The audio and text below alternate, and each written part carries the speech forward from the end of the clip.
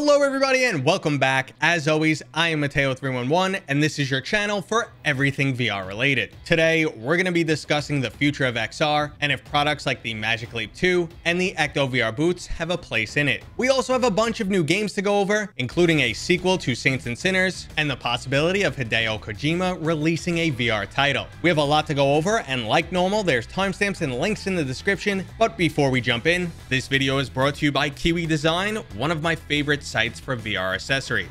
They just released some brand new Quest 2 hand straps that'll give you that Valve Index feel and allow you to completely let go of the controllers. They also have plenty of other accessories like controller weights for those of you who work out in VR, cable management systems, and my favorite accessory, their super durable and extra comfy Quest 2 Elite strap. There are links down in the description, and don't forget to use discount code Mateo311 for 5% off and to help support this channel. Okay, we're gonna start this video off with a quick recap of some of last week's amazing new releases. First on that list is Wanderer, which I have to admit I was late to the party on this one because all of my attention was on Zenith. While I'm just getting into the title, Wanderer is this amazingly well done, interconnected series of time-traveling escape rooms with some surprisingly high production value. It's quite challenging and I do find myself getting stuck, but I haven't been frustrated by it just yet. I have plenty of free time to put into this title now because I've already stopped playing Zenith. Now I'm planning to make an entire video on this subject, but the highly anticipated VR MMO Zenith had an extremely successful launch. As expected, there were some day one server issues, but it was the #1 selling game on Steam. Servers were extremely populated and many people are already addicted to this title. But like I've said many times before, this title is not for everyone, and while that might not be the majority opinion, I'm finding more and more people that feel this way. I do stand by all of the Zenith content that I previously released, so I recommend you check that out if you want more information, or just make sure to subscribe to this channel and turn notifications on, because I'll have another Zenith video up this Wednesday.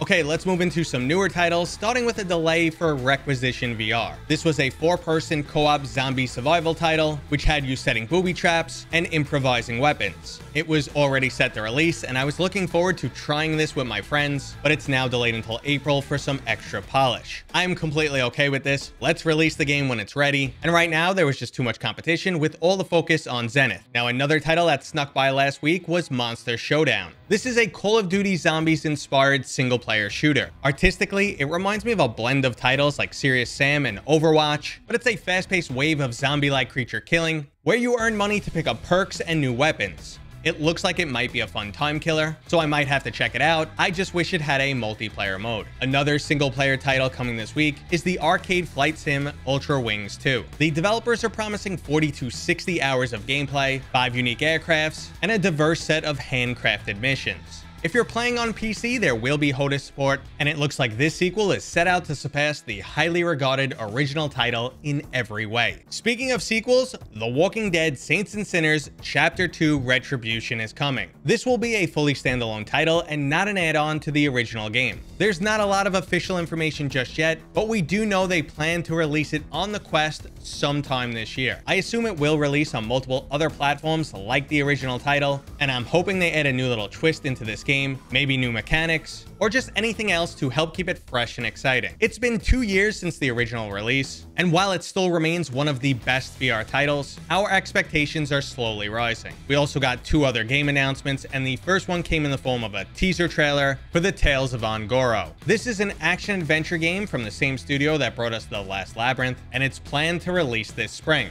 Unfortunately though, there's no additional information on this game, and the teaser trailer doesn't give us anything to go on. I'll keep an eye out for more information and update you guys when I can. The other announcement was from MarineVerse, a VR sailing title. This game was created by a group of professional sailors and engineers and plans to deliver some unique single-player and multiplayer game modes. This title is also planned to release in spring, but if you just can't wait, it's currently available on the App Lab. Now, if you're not interested in new games and still out there playing Beatsaber, good news because the slider block update is on its way. This will add some new visual effects to the title and a new directional block that looks so fun to cut into. These blocks are designed for new levels and will not be introduced into older songs. While this looks pretty awesome, it's not the coolest new VR game news we have. That is, of course, if we could believe a new rumor. Supposedly, Kojima Productions is working on an edgy new title in VR. If you're not familiar with the studio, it was founded by Hideo Kojima back in 2015 after a falling out with Konami. It holds the rights to amazing titles like Metal Gear and Death Stranding, and if they say it's edgy, it's most likely something pretty crazy. Now, this is also supposedly a much smaller project, so I'm not getting my hopes up for anything like the next Metal Gear Solid in VR, but I'm definitely intrigued. And while we're in rumor territory, we have to talk about the screen on the PlayStation VR2. Now, this story is much more likely to be true, as it comes from a report from display supply chain consultants. Apparently, the pixel density on the PlayStation VR2 is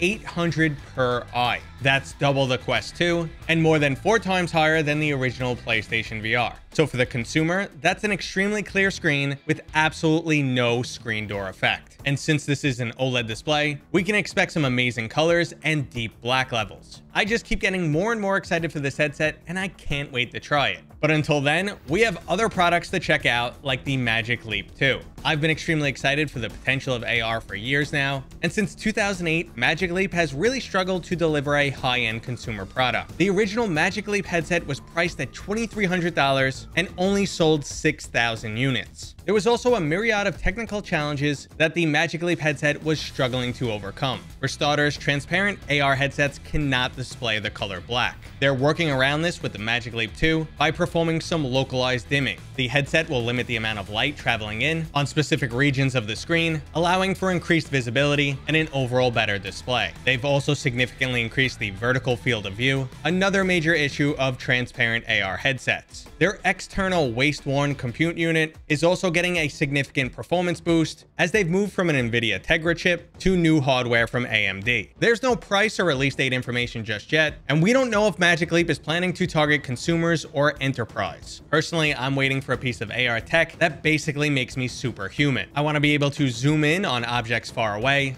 get a night vision or infrared display, or have some social media-based facial recognition built in. That's the AR future that I'm dying to see, even though it is a bit creepy. Okay, so today's last topic is the Ekto VR Moon boots. So for years now, we've been trying to enhance the VR locomotion experience with everything from joystick-based teleportation, jogging in place, and VR treadmills. The latest is a pair of motorized boots that will gradually bring you back to your center position. Ideally, this means you could keep walking forever. Now, the company claims that people using this device are convinced they are physically walking. They're expecting to reach the edge of the room at some point and cannot believe that they've remained relatively stationary. It also supposedly eliminates motion sickness, but I'm gonna have to press X to doubt these claims. It's extremely hard to simulate walking, and after years of development, VR treadmills are just getting decent. These motorized boots also have users walking at a snail pace. So if this is one-to-one in VR, you are getting nowhere fast. And if it's not one-to-one, I can't imagine this being motion sickness free. I'm really curious to see what happens if someone tries to run while wearing these boots. But even if they are working as advertised, it doesn't look like we're going to be using them anytime soon, because the initial pricing will be between $15,000 and $20,000. While they do think one day they can get it as low as $1,000, it is still very much an enterprise-focused device. Also, VR fatigue is a very real thing, so I just don't see any locomotion devices like this becoming mainstream. Okay, everybody, that was today's new VR news. I hope you enjoyed it. If you did, go ahead and give it a thumbs up. If you're new here, please consider subscribing. And as always, I will see you guys on next time.